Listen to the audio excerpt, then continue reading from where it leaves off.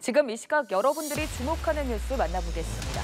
서울 신림동 등산로 성폭행 살인사건 피해자 30살 최윤종이 오늘 구속 상태로 검찰에 넘겨졌습니다.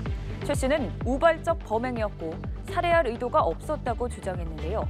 경찰 조사에서 최 씨는 목을 졸랐다면서 잠정사인인 질식사에 대해서는 인정했습니다.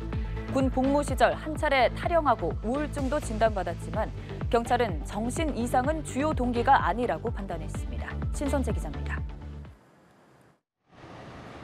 검은색 티셔츠로 갈아입고 모습을 드러낸 신림동 등산로 성폭행범 최윤종. 취재진이 모여 있는 걸 보고 당황한 듯 짧은 탄식을 내뱉으며 경찰서를 나섭니다. 피해자에겐 죄송하다면서도 피해자 결국 사망했는데 하실 말씀 없으십니까? 정말 죄송하게 생각합니다. 의도한 것은 아니라고 거듭 주장했습니다. 범행 왜 저질렀습니까? 우발적으로 한 것 같습니다. 처음부터 살해하려고 한 겁니까? 그건 아니에요. 서울 관악경찰서는 강간살인 혐의를 받는 최 씨를 구속 상태로 검찰에 넘겼습니다. 최 씨는 지난 17일 서울 신림동의 한 등산로에서 처음 보는 여성을 때리고 성폭행해 숨지게 한 혐의를 받습니다. 살해 고의를 부인했지만 피해자 잠정 사인이 질식사로 나온 뒤 목을 졸랐다고 인정했습니다. 그런데 우발적으로 목을 졸리다고 하는 그 말이 앞뒤가 안 맞지 않습니까? 살해라고 하는 결과를 야기시키겠다고 하는 계획과 의도와 마음이 분명한 것이죠. 살인, 성폭행 관련 기사를 찾아본 건 물론 미리 구입한 범행 도구인 너클, 공연음란죄 등을 검색하는 등 범행을 치밀하게 계획한 정황도 드러났습니다. 군 복무 시절 한 차례 탈영하고 우울증도 진단받았지만 경찰은 정신 이상은 주요 동기가 아니라고 판단했습니다. 사건을 넘겨받은 서울중앙지검은 검사 4명으로 구성된 전담 수사팀을 꾸려 보완 수사를 진행한 뒤 최 씨를 재판에 넘길 계획입니다. 연합뉴스 TV 신선재입니다. 정부가 범죄 예방 역량을 강화한다는 취지로 의무경찰체를 부활시키겠다고 한 지 하루 만에 사실상 백지화했습니다. 애초부터 군 병력 부족 문제로 폐지했던 제도를 재도입하는 건 무리였다는 지적이 나오고 있는데요. 의경제도가 부활하더라도 경찰과 달리 긴급 체포 권한이 없고 활동 범위가 제한적이어서 치안 강화 효과도 미지수입니다. 한채희 기자입니다. 의무경찰제 제도입은 하루 만에 없던 일로 돌아가게 됐습니다.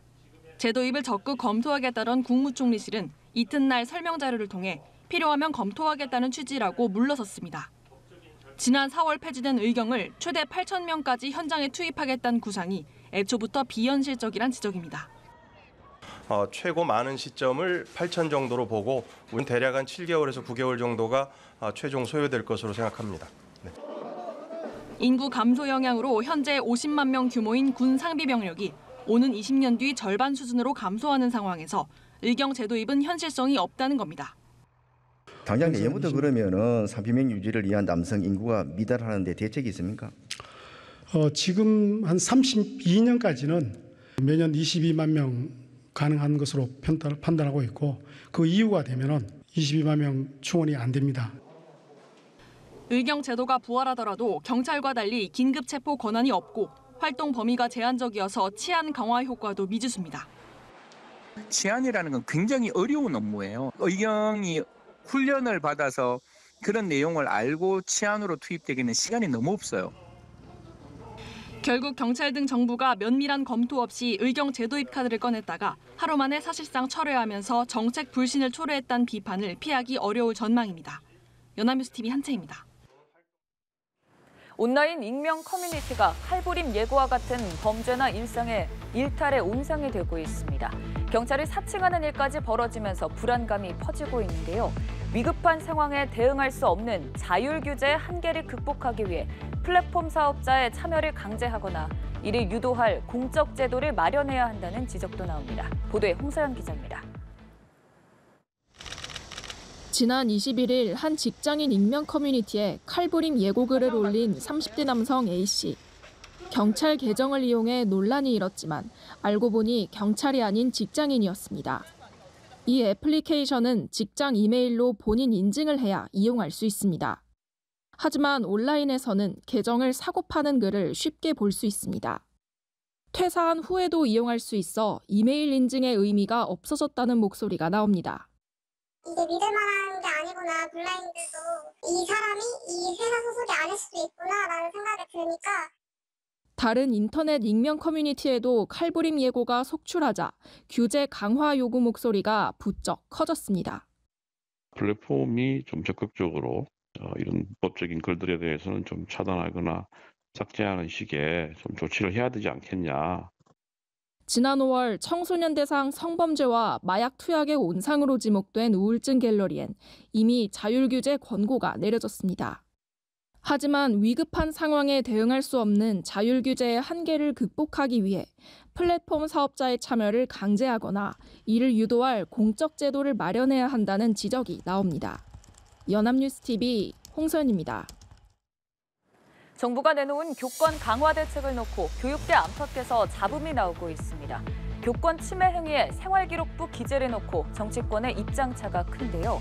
법적인 잣대로 보게 된다면 교육 환경이 본질을 벗어나 각박해질 수 있다는 겁니다.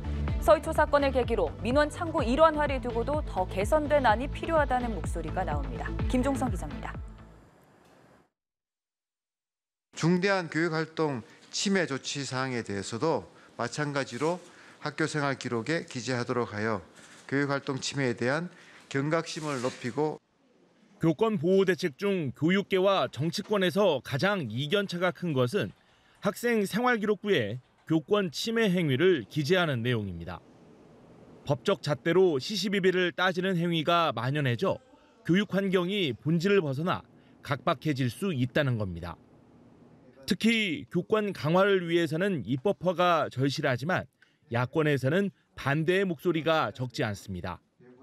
교육적 차원의 해결 방안 이런 모든 것들이 이제 법적 다툼으로 전환되면서 교육은 사라지고 학교가 법적 분쟁의 장으로 변화할 것.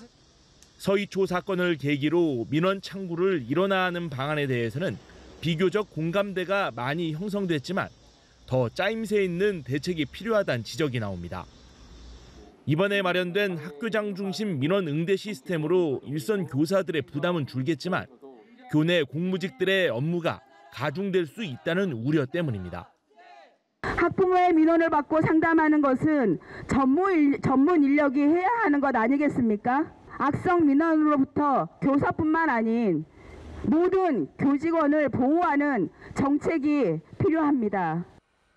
교육계 안팎에서는 교권 확립에 대한 사회적 공감대가 형성된 만큼 실제 추진 과정에서 부작용을 줄일 수 있는 정교한 대책이 필요하다는 목소리가 나옵니다. 연합뉴스TV 김종성입니다.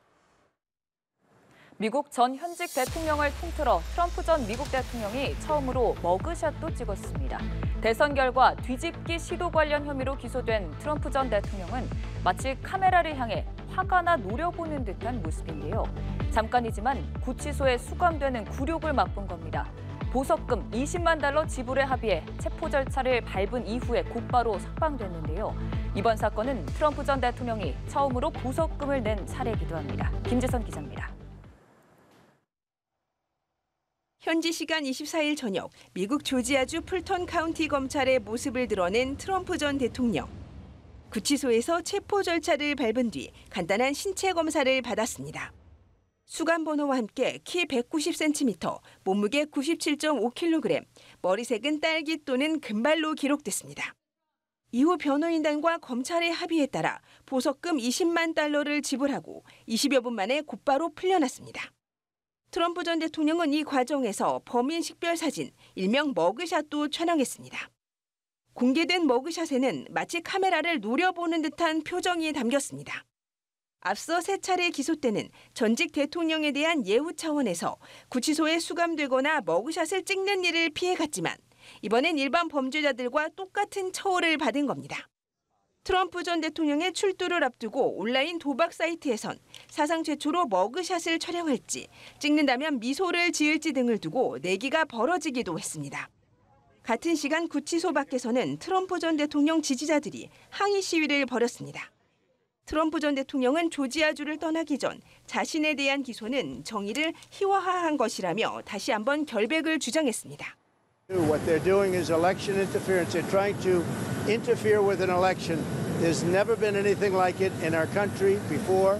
This is their way of campaigning.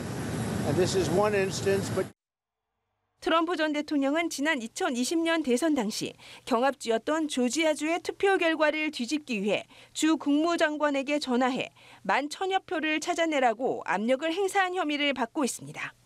연합뉴스 김지선입니다.